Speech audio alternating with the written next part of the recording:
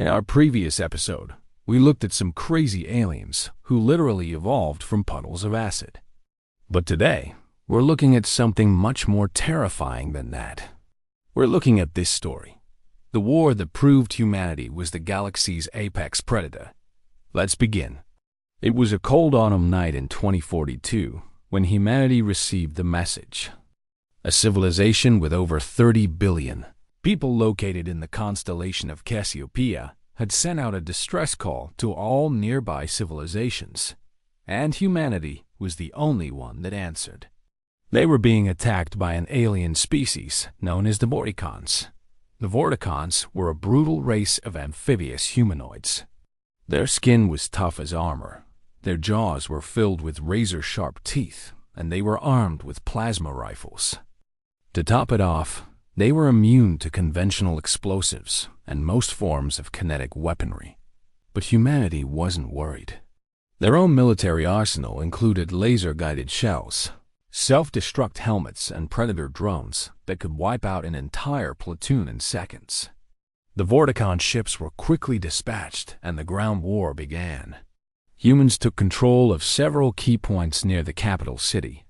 Here, the Vorticaunt forces were pushed back into the jungle. But things didn't go as smoothly as the generals had hoped. For one thing, the Vorticaunt's plasma rifles proved more effective against human armor than anyone had anticipated. It wasn't enough to stop a tank, but it could easily disable it. And if the crew didn't evacuate immediately, they would be burned alive inside. As a result, many vehicles were lost and hundreds of good men died. And that was just the beginning. Things got worse and humanity lost battle after battle. What's worse, the Vorticaunt warships were no pushovers either. They were incredibly fast and maneuverable, and they easily held off the human fleet. Human pilots could get close enough to launch missiles, but once those missiles were launched, the Vorticaunt ships would evade and then blast the missiles out of the sky.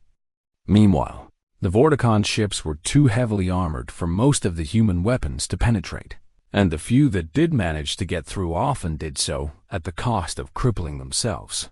The Vorticaunt ships were simply too well designed. Meanwhile, on the ground, humans found themselves fighting not just the Vorticaunts, but also the jungle itself. It was dense, dark, and deadly, full of biting insects and poisonous plants. The Vorticaunts, however, seemed to have no problem moving through it. In fact, they seemed to thrive in it. Even worse, the Vorticaunt troops appeared to be using hit-and-run tactics, attacking whenever and wherever they pleased and then disappearing back into the jungle before reinforcements could arrive. As the situation grew increasingly desperate, human commanders made a decision. They ordered all available troops to abandon the outer positions and fall back to the capital. If they couldn't hold the perimeter, they would hold the city. This, they believed, would allow them to regroup and launch a counterattack. But the Vorticaunts had other plans. As the humans retreated, the Vorticaunts followed, attacking every step of the way. There was no let-up, no quarter given or expected. Every soldier that could fight was forced to fight. Everyone else was simply left behind to die. Finally, after days of bitter fighting, the Vorticaunt army reached the city gates. They had taken heavy losses, but so had the humans. But the Vorticaunts were relentless, and they attacked anyway. This was a battle that neither side could afford to lose. For the humans, losing meant being overrun and enslaved by the Vorticaunts. For the Vorticaunts, losing meant death. And as the two armies clashed, it was clear that only one could win. And then something unexpected happened. Just as the Vorticaunts were about to break through the city gates, a massive explosion rocked the city. People ran for cover as buildings shook and the earth trembled. When the dust settled, they looked up to see a huge mushroom cloud rising in the distance. The Vorticaunt army stopped in their tracks and stared at the mushroom cloud in disbelief. They had never seen anything like it before. Then, as if they had been given an order, the Vorticaunt soldiers turned and fled. The Vorticaunt warships also fled without firing a single shot. Humanity had won, but they didn't know it yet. Not until the mushroom cloud reached them did they realize what had happened. A single nuclear bomb had wiped out an entire army. The Vorticaunts never returned, and humanity was left to pick up the pieces. The humans had won, but they had also proven beyond a shadow of a doubt that they were the galaxy's apex predator. They were the only species in the galaxy capable of such destruction. Even today, there are those who doubt the story. Some say the Vorticaunts simply fled, and the bomb was just a lucky accident. But others tell a different tale. They tell the tale of the day humanity became the undisputed master of the galaxy. There are other stories which support this idea. For example, there's the story of the Xi'an. The Xi'an are a race of reptilian humanoids who live in the Andromeda Galaxy. They are a warlike race who have conquered many worlds, including several human colonies. But despite their strength and ferocity, the Xi'ans have never been able to conquer Earth. Every time they invade, they are repelled. And no matter how many times they try, they will never succeed. Why?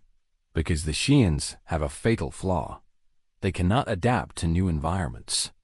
They are strong and resilient, but they need time to acclimate to new surroundings. And during that time, the humans simply destroy them. Then there's the story of the Cygnans. The Cygnans are a race of avian humanoids who live in the constellation of Cygnus. They are a peaceful race who spend most of their time singing and making music. But don't be fooled by their looks. The Cygnans are incredibly dangerous. They have razor-sharp beaks and talons, and they use them without hesitation. In fact, the Cygnans have never lost a war. But why? Because the Cygnans have a fatal flaw. They cannot handle advanced technology.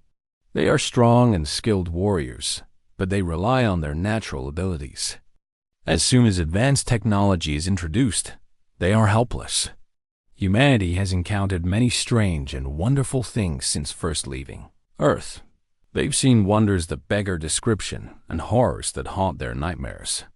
But through it all, humanity has endured. They have explored the galaxy and made it their home. They have colonized planets and moons and asteroids.